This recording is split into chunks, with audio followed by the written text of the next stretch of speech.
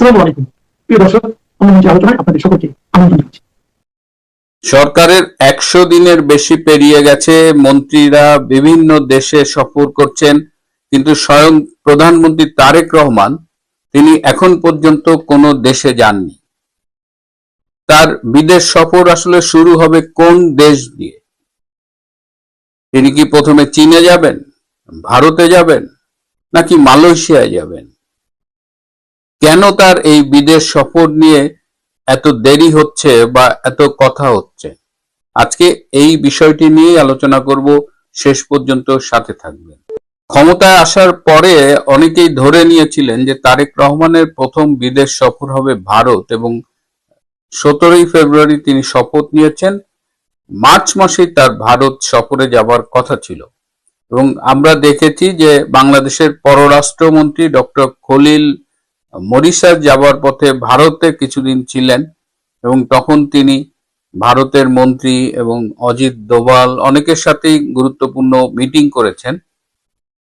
অনেকেই বলছিল যে তিনি সেই সফরে তারেক রহমানের ভারত সফর নিয়ে আলোচনা করেছিলেন, কিন্তু ভারতের পক্ষ থেকে আজ অবধি তারেকের ভারত সফর বিষয়ে কোনো তারিখ পাওয়া যায়নি। এদিকে তিনি চীন যাবেন, এটি নিয়েও কিন্তু অনেক কথা শোনা যাচ্ছে, এবং সর্বশেষ শুনেছিলাম যে এই মাসেই তিনি চীন সফরে যাবেন। তারেক রহমান যেন চীন সফরে যান, এর জন্য তার সরকারের পক্ষ থেকে কিন্তু ব্যাপক তোড়জোড় চলছে। ভারত সফর নিশ্চিত না হলেও এই মুহূর্তে 3 জন বিএনপি সরকারের সিনিয়র মন্ত্রী চীনে রয়েছেন, ডেপুটি স্পিকার চীনে রয়েছেন, এবং তাদের সম্মিলিতভাবে চেষ্টা হলো যে তারেক রহমান যেন জুনের শেষ সপ্তাহে চীনে যেতে পারেন। 23শে জুন থেকে 29শে জুনের মধ্যে তারা তারেক রহমানের চীন সফরের জন্য সর্বোচ্চ চেষ্টা করছেন। এদিকে চীনা রাষ্ট্রদূত ঠাকুরগাঁয়ে গিয়েছিলেন। মির্জা ফখরুল আলমগীরের ঠাকুরগাঁয়ে তিনি বিভিন্ন শিক্ষা প্রতিষ্ঠানে ছাত্রছাত্রীদের শিক্ষা সামগ্রী বিতরণ করেছেন, এবং সেখানে মির্জা ফখরুল আলম যে বক্তৃতাটা দিয়েছেন, এবং চীনা রাষ্ট্রদূত চীনা ভাষায় যে বক্তৃতা দিয়েছেন, দুটোই বেশ আনন্দদায়ক ছিল উপস্থিত যারা সেখানে ছিলেন। চীনা রাষ্ট্রদূত চীনা ভাষায় বক্তৃতা দিয়েছেন, এবং সেখানে একজন তরুণী দোভাষী ছিলেন, যিনি সেটা আবার বাংলা করে দিয়েছেন। আমরা একটু তাদের এই ভিডিও ফুটেজটা দেখি। চীনের রাষ্ট্র করা, আবার বিভিন্ন সীমান্ত এলাকায় চীনের অ্যাক্টিভিটিস, যেমন 3টি সীমান্ত এলাকায় তারা 50 শয্যা বিশিষ্ট হাসপাতাল নির্মাণ করতে চেয়েছে।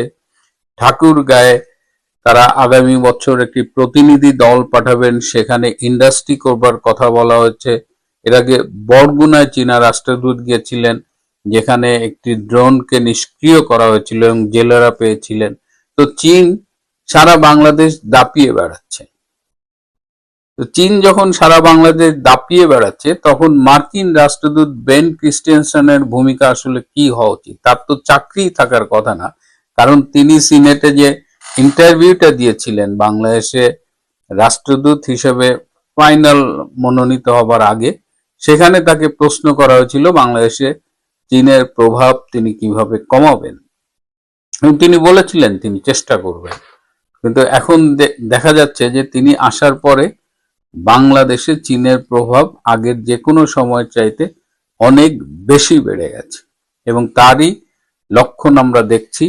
এবং তারেক রহমান চীনে গেলে কি আলোচনা হবে সেটি নিয়েও কিন্তু এই যে সিনিয়র মন্ত্রীরা গেছেন, এটি নিয়ে আলোচনা হচ্ছে যে তারেক রহমান যদি চীন সফরে আসেন তাহলে কি নেবেন কি দেবেন এগুলো নিয়ে আলোচনা হবে।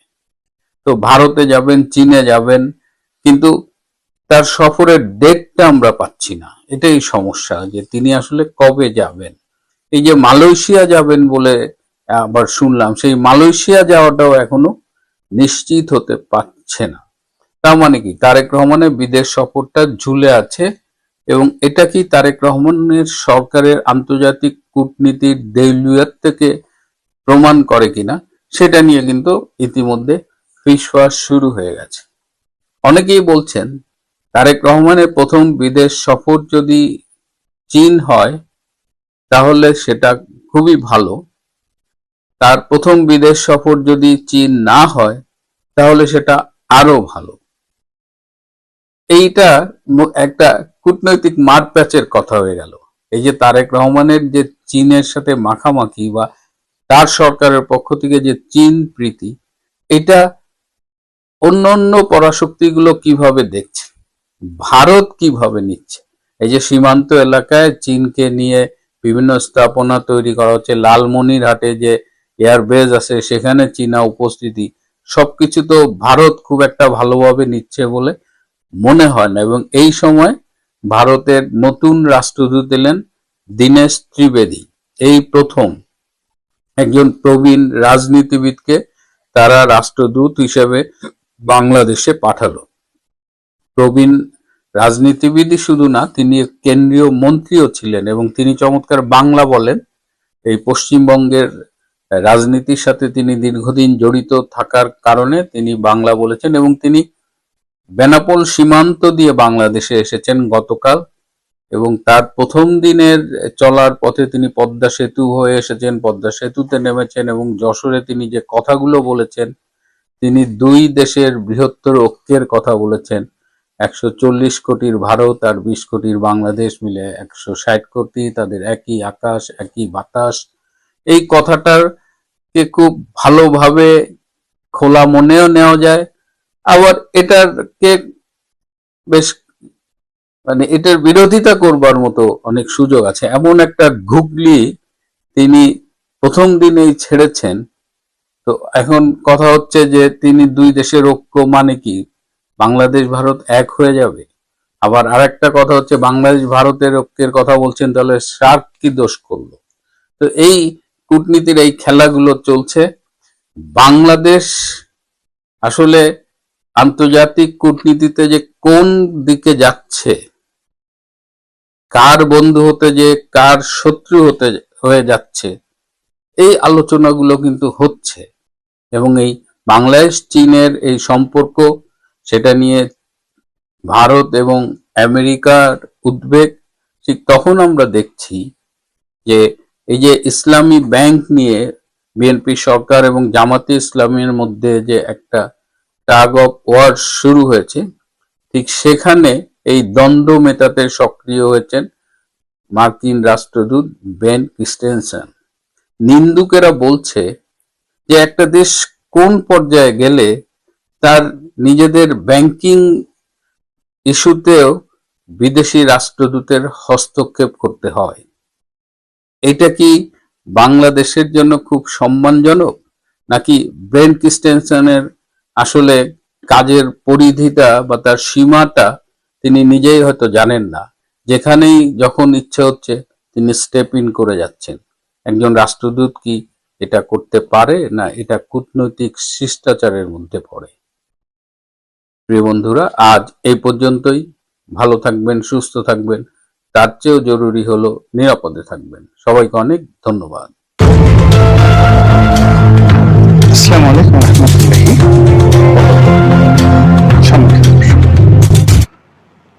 ইন্টারনেট একটি খবর বেশ ভাইরাল আকারে ঘুরে বেড়াচ্ছে। এই খবর কি কোনো বট বাহিনী প্রচার করছে, নাকি ডক্টর মোহাম্মদ ইউনূসের লোক, নাকি কোনো সংগঠন, নাকি এমনি এমনি এই খবর প্রচারিত হচ্ছে, অথবা এই খবরে কোনো বেসিক এবং ফান্ডামেন্টাল সত্যতা রয়েছে? আমি বলতে পারবো না। খবরটা হলো এই যে এইবার ডক্টর মোহাম্মদ ইউনূস তিনি জাতিসংঘের মহাসচিব হচ্ছেন।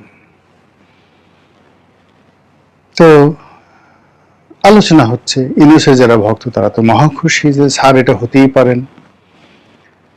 জাতিসংঘের যিনি বর্তমান মহাসচিব আছেন জনাব অ্যান্থনি গুতেরেস, তিনি শিক্ষাগত যোগ্যতায় বয়সে ডক্টর মোহাম্মদ ইউনূসের কাছে শিশু।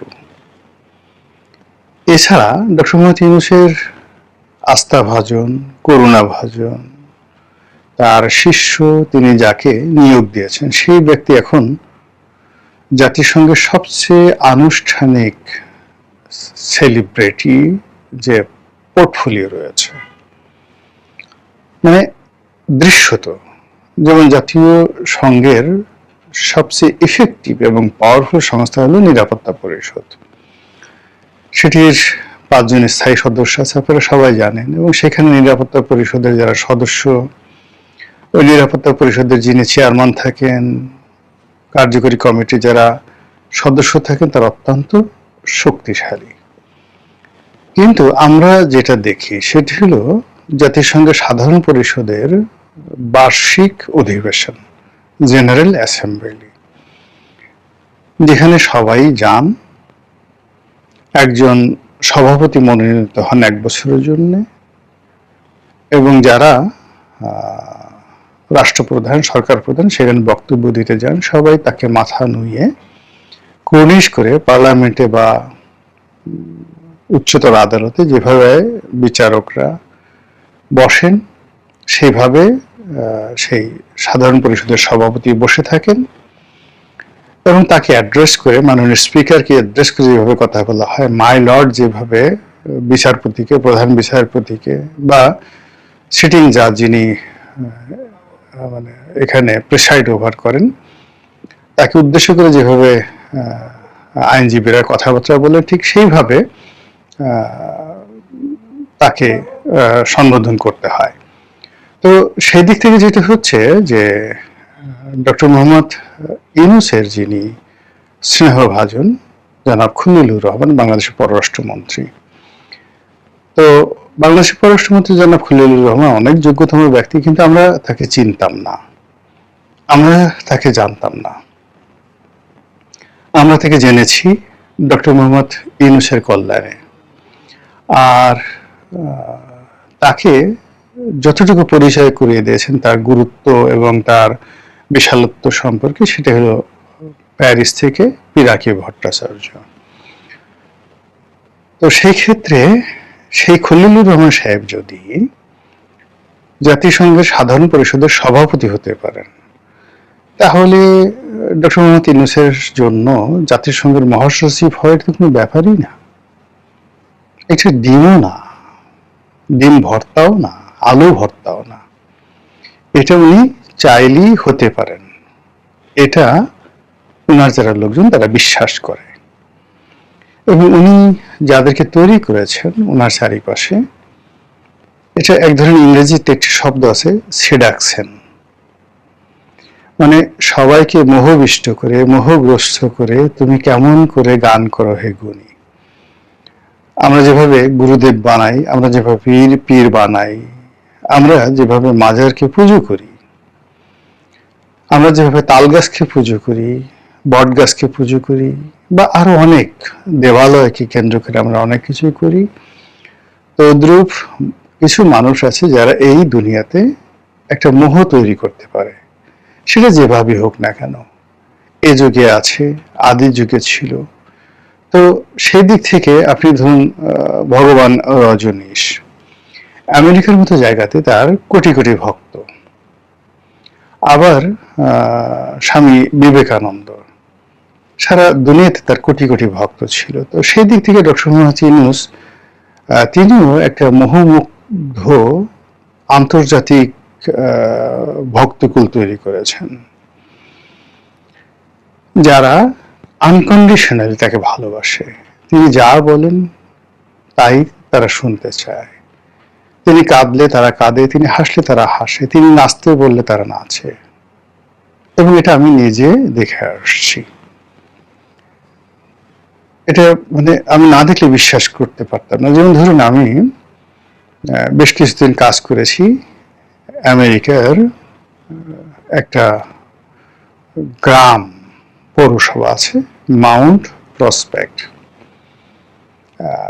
শিকাগো শহর থেকে 20-25 কিলোমিটার দূরে। তো সেখানে আমার যে ল্যান্ড লেডি ছিলেন, আমি যে বাড়িতে থাকতাম, ভদ্র মহিলা একজন ফরেস্টার জেনারেলের কন্যা, অসম্ভব রূপবতী। আপনি একে তো আমেরিকান, তার উপর তার চেহারাটা ঠিক মধুবালার মতো, পিয়ার কিয়া তো ডরনাকে, এইরকম সুন্দরী একজন মহিলা, ডবল মাস্টার্স করা জর্জ ওয়াশিংটন ইউনিভার্সিটি থেকে। তো সেই মহিলা যখন জানলেন আমি বাংলাদেশে বাড়ি, তিনি প্রথমে বললেন যে তুমি ডক্টর মোহাম্মদ ইউনূসের দেশের লোক, তোমাকে কি তিনি চেনেন? আমি বললাম হ্যাঁ, উনি আমাকে চেনেন। মানে এই কথা বলার সঙ্গে সঙ্গে ভদ্র মহিলা, আমার মানে কি বলবো, আমার মানে ওইখানে মূল্যই বেড়ে গেল। তারপরে বললো যে আমার খুব জীবনের একটা শখ তার সঙ্গে একটু দেখা করানো, তার সাথে একটু কথা বলা। আমি বললাম যে ঠিক আছে, তুমি এক কাজ করো, বাংলাদেশে আসো, আমি যখন বাংলাদেশে যাবো আমি তোমার সঙ্গে তার মিটিং করে দেবো। এবং মানে এমন একটা ব্যাপার যে বিশ্বাস করেন, সে মনে হলো যেন আকাশের চাঁদ হাতে পেয়েছে। এই হলো আন্তর্জাতিক অঙ্গনে, আমরা এখানে তাকে যতই গালাগালি করি না কেন, আন্তর্জাতিক অঙ্গনে তার এইরকম ভক্তকুল রয়েছে।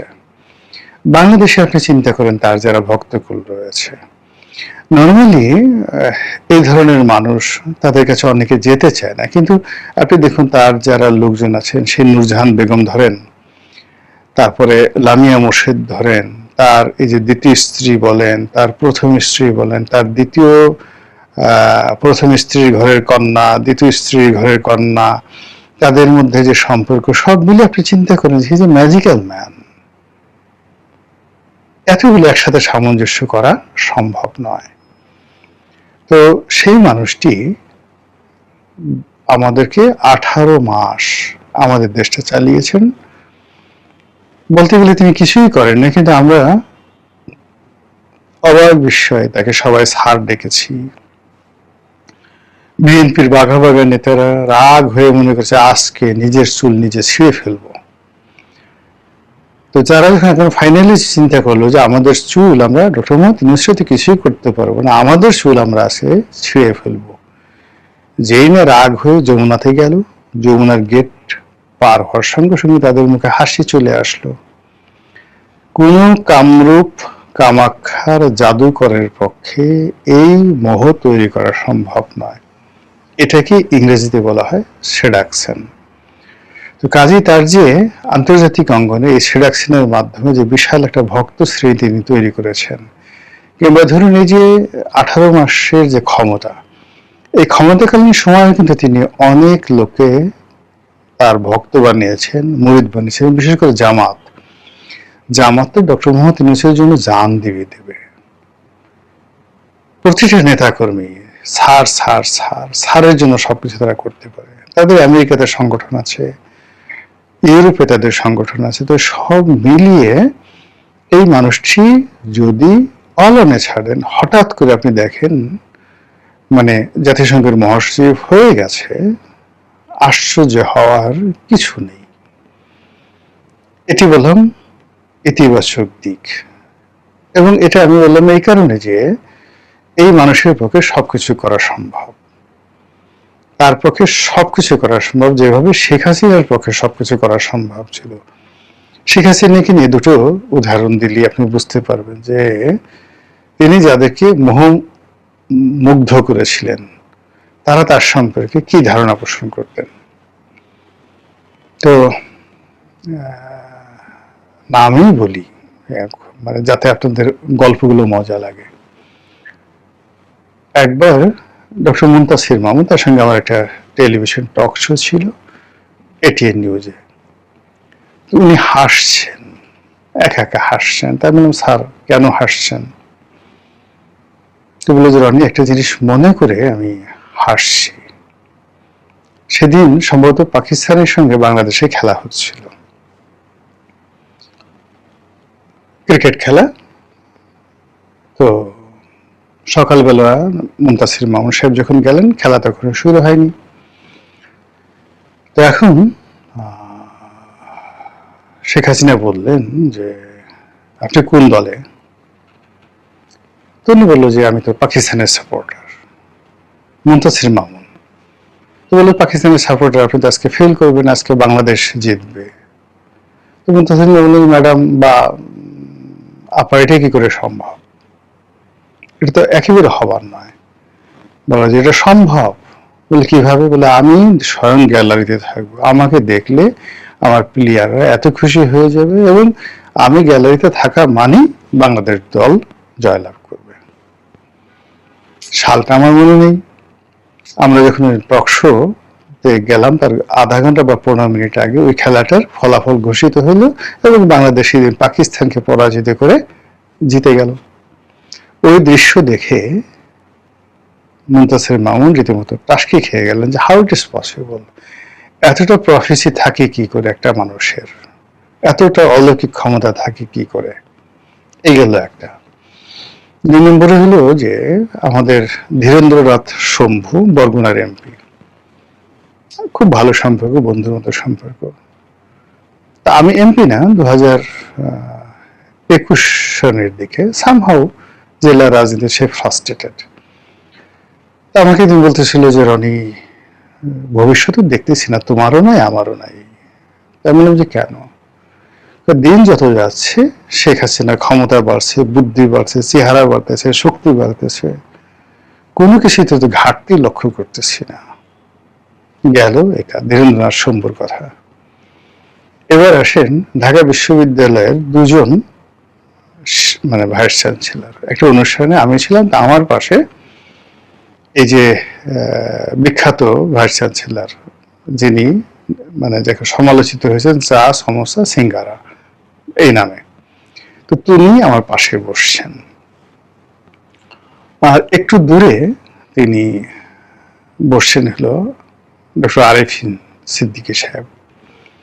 তো ডক্টর আরিফিন সিদ্দিকী সাহেবের সঙ্গে আমার ব্যক্তিগত সম্পর্ক দীর্ঘদিনের, কিন্তু ওই যে বর্তমান যিনি ভাইস চ্যান্সেলর ছিলেন সেই সময়টাতে তার সঙ্গে আমার ব্যক্তিগত পরিচয় ছিল না, কিন্তু আমার ছোট ভাই ডাইরেক্ট টিচার তিনি, আর তার ছেলে এবং আমার ছেলে ঢাকা কলেজে একসঙ্গে পড়তো।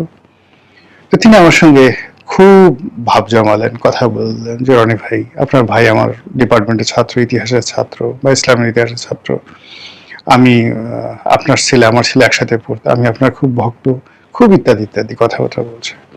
আমি দুষ্টুমি করে বললাম যে আপনি আমার সাথে এত আন্তরিকতা নিয়ে কথা বলছেন, আমি তো এখন আর মানে যাকে বলে আওয়ামী লীগে নেই, আমি তখন বিএনপিতে। তো ওই যে আরিফিন সিদ্দিকী সাহেব তিনি যদি দেখেন আর গিয়ে নেত্রীকে বলে দেন যে আপনার ভাইস চ্যান্সেলর গোলাম মোল্লা রনির সাথে এভাবে গলাগলি করতেছে।